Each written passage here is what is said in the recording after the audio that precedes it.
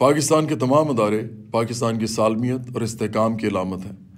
हम पार्लिमान, अदलिया, फ़ौज, इंतज़ामिया और इलेक्शन कमीशन जैसे कौमी इदारों के ख़िलाफ़ अवाम में बदएतमादी फैलाने और मुहिम जोई को मुल्क दुश्मन अमल समझते हैं। सियासत को रियासत पर हमला करने के लिए इस्तेमाल नहीं होना चाहिए। इससे ना तो मुल्क का भला होगा और ना ही अवाम का। आप पाकिस्तान में ऐसे तमाम मनफी और फसाद अंगेज प्रोपेगेंडे को मुस्तरद करें और पाकिस्तान में रवादारी और अमन की राह में अपना किरदार अदा करें। रहे ना रहे ये